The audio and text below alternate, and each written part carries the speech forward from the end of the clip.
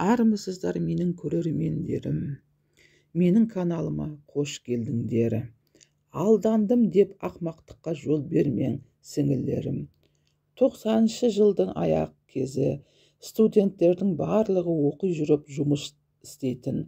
Ауылдан келетін мардымсыз қаражат басқа тартсаң аяққа жетпейтін.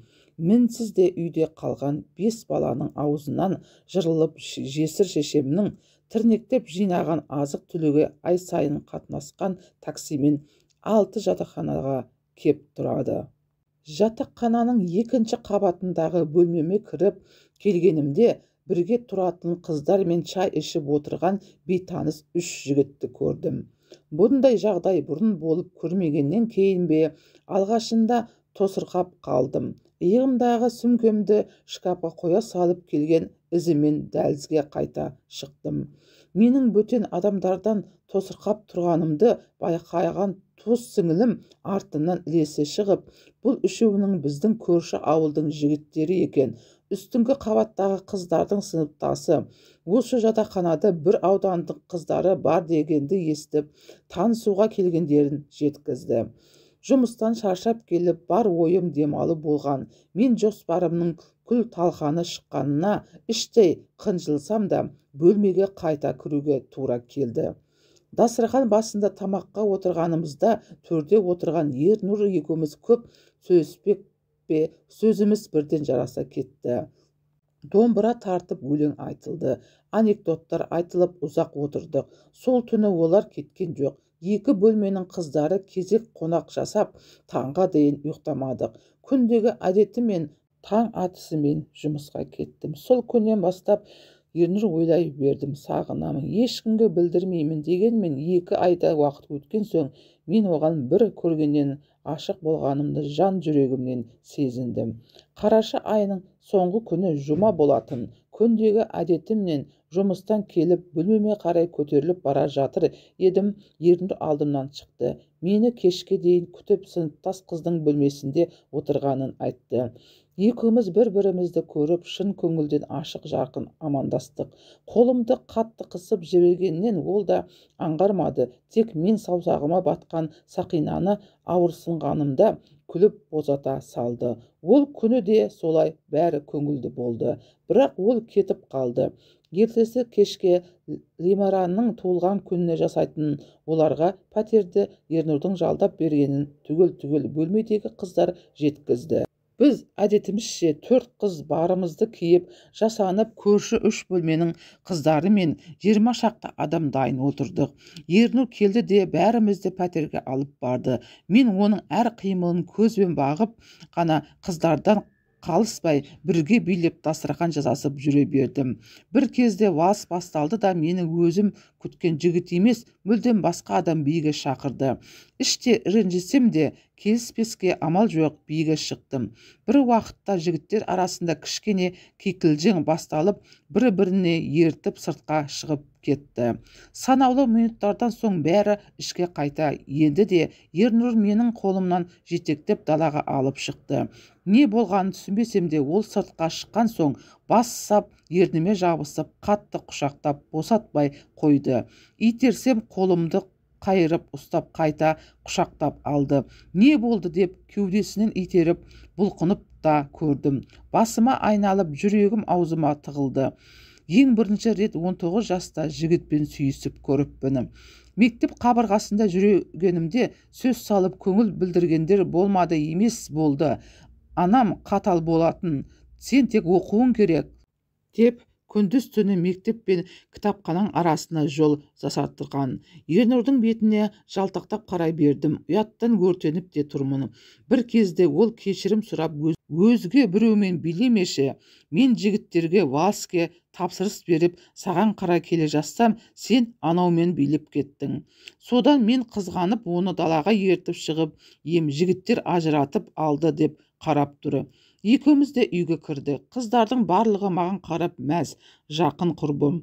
Кеп құлағыма сыбырлап кетті. Ол сені бір көргеннен ұнататын, маған айтқан саған бата алмап еді, деді де биге қосылып кете барды. Оның достары қарай береді. Сынықтан әбден өттім. Сол күні таңға дейін әңгімелестік, артық қылыққа жол бермеді. Осылай 2 жыл уақыт өтті. Бір жерге бару керек болса, екеуміз бірге барамыз, бірге қайтамыз. Жазғы сессиямен біткен кезде ауылға демалысқа кеттік. Екеуміз енді телефоннан тыным бермедік. Екі ауылдың адамдары бізді толық танып та бітті. Ол ауылға іздеп келіп кетті.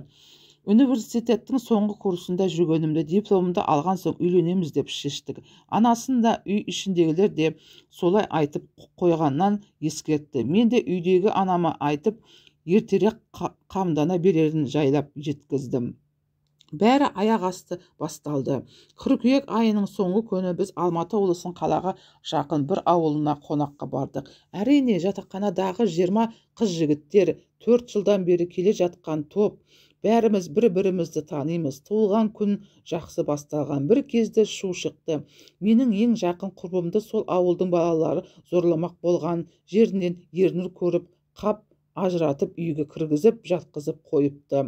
Шу шығып кетті деп маған айтпаған. Туылған күн жасап отырған қыздың ата-анасы да араласып, ауыл балаларын қуып жіберді. Сол түні бәрімізге бірге төсек салынды.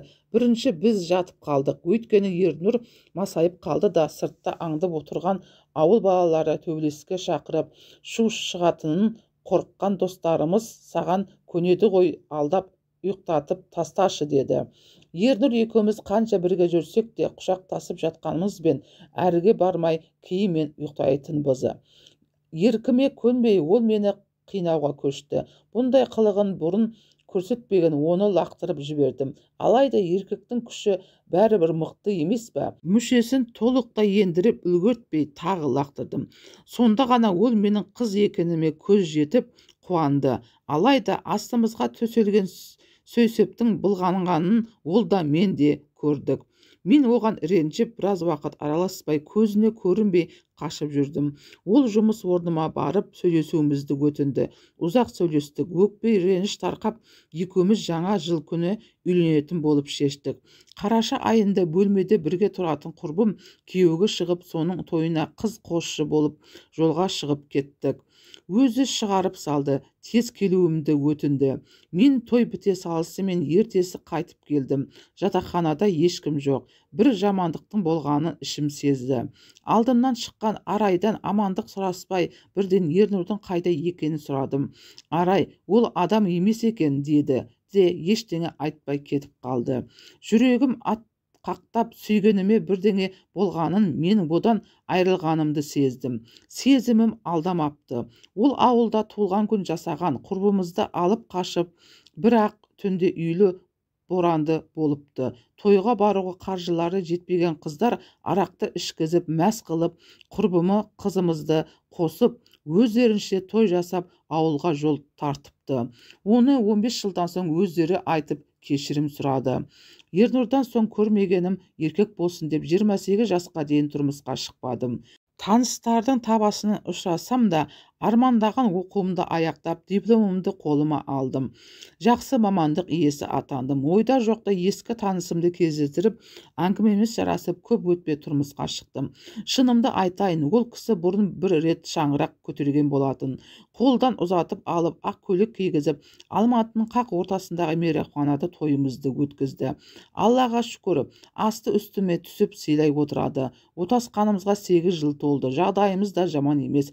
Қазіргі күн жігіттеріне алданып қап, опық жеп, өмірінің қор қылатын бойжеткен сіңілілеріме керек қылса кеңес айтқым келеді. Адамның өз маңдайына жазылғанын бәрібір көреді. Алайда өмірім осы мекен деп бәрінен безіп, теріс жолмен жеңіл тұрмысқа ұрынбай ұстамдылық танытқан жөн. Әр нәрсенің бір қайыры бар.